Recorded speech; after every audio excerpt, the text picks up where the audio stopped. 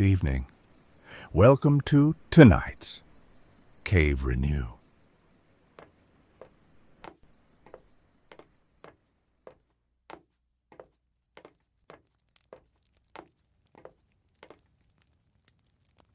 Saki. The open window. "My aunt will be down presently, Mr. Nuttall," said a very self-possessed young lady of 15. "In the meantime, you must try and put up with me." Frampton Nuttall endeavored to say the correct something which should duly flatter the niece of the moment without unduly discounting the aunt that was to come. Privately, he doubted more than ever whether these formal visits on a succession of total strangers would do much towards helping the nerve cure which he was supposed to be undergoing. "I know how it will be," his sister had said when he was preparing to migrate to this rural retreat. "You will bury yourself down there and not speak to a living soul, and your nerves will be worse than ever from moping. I shall just give you letters of introduction to all the people I know there. Some of them, as far as I can remember, were quite nice." Frampton wondered whether Mrs. Sappleton, the lady to whom he was presenting one of the letters of introduction, came into the nice division. "Do you know many of the people round here?" asked the niece, when she judged that they had had sufficient silent communion. "Hardly a soul," said Frampton. "My sister was staying here at the rectory, you know, some 4 years ago, and she gave me letters of introduction to some of the people here." He made the last statement in a tone of distinct regret. "Then you know practically nothing about my aunt?" pursued the self-possessed young lady.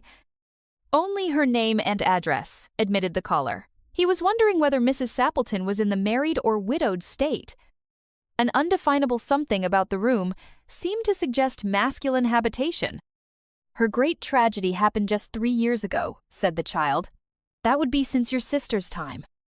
"Her tragedy?" asked Frampton. Somehow in this restful country spot tragedies seemed out of place. "You may wonder why we keep that window wide open on an October afternoon," said the niece, indicating a large French window that opened onto a lawn. "It is quite warm for the time of the year," said Frampton, "but has that window got anything to do with the tragedy? Out through that window 3 years ago to a day, her husband and her 2 young brothers went off for their day's shooting.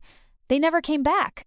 In crossing the moor to their favorite snipe shooting ground, they were all 3 engulfed in a treacherous piece of bog. It had been that dreadful wet summer, you know, and places that were safe in other years gave way suddenly without warning. Their bodies were never recovered. That was the dreadful part of it. Here, the child's voice lost its self-possessed note and became falteringly human. Poor aunt always thinks that they will come back someday. They and the little brown spaniel that was lost with them and walk in at that window just as they used to do. That is why the window is kept open every evening till it is quite dusk. Poor dear aunt, she has often told me how they went out, her husband with his white waterproof coat over his arm, and Ronnie, her youngest brother, singing, 'Bertie, why do you bound?' as he always did to tease her, because she said it got on her nerves. Do you know, sometimes on still, quiet evenings like this, I almost get a creepy feeling that they will all walk in through that window." She broke off with a little shudder. It was a relief to Frampton when the aunt bustled into the room with a whirl of apologies for being late in making her appearance. "I hope Vera has been amusing you," she said. "She has been very interesting," said Frampton. "I hope you don't mind the open window," said Mrs. Sappleton briskly. "My husband and brothers will be home directly from shooting, and they always come in this way. They've been out for snipe in the marshes today, so they'll make a fine mess over my poor carpets. So, like you menfolk, isn't it?" She rattled on cheerfully about the shooting and the scarcity of birds and the prospects for duck in the winter. To Frampton, it was all purely horrible. He made a desperate but only partially successful effort to turn the talk onto a less ghastly topic. He was conscious that his hostess was giving him only a fragment of her attention, and her eyes were constantly straying past him to the open window and the lawn beyond. It was certainly an unfortunate coincidence that he should have paid his visit on this tragic anniversary.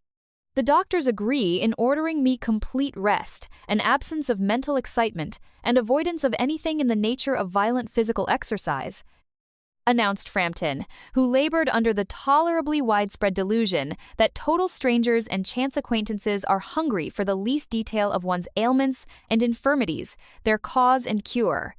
"On the matter of diet, they are not so much in agreement," he continued. "No?" said Mrs. Sappleton, in a voice which only replaced a yawn at the last moment. Then she suddenly brightened into alert attention, but not to what Frampton was saying. "Here they are at last," she cried. "Just in time for tea, and don't they look as if they were muddy up to the eyes?" Frampton shivered slightly and turned towards the niece, with a look intended to convey sympathetic comprehension. The child was staring out through the open window with a dazed horror in her eyes.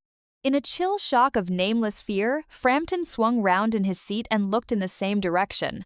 In the deepening twilight, 3 figures were walking across the lawn towards the window. They all carried guns under their arms, and one of them was additionally burdened with a white coat hung over his shoulders. A tired brown spaniel kept close at their heels. Noiselessly, they neared the house, and then a hoarse young voice chanted out of the dusk. "I said, Bertie, why do you bound?" Frampton grabbed wildly at his stick and hat. The hall door, the gravel drive, and the front gate were dimly noted stages in his headlong retreat.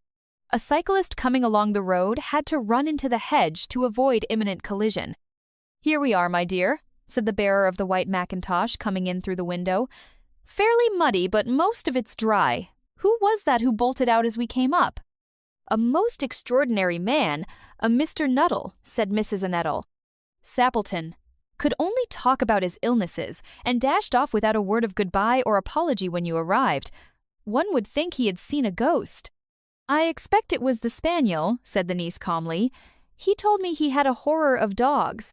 He was once hunted into a cemetery somewhere on the banks of the Ganges by a pack of pariah dogs and had to spend the night in a newly dug grave with the creatures snarling and grinning and foaming just above him. Enough to make anyone lose their nerve. Romance at short notice was her specialty." The end. If you enjoyed tonight's story, please be sure to like and subscribe for more content. Good night.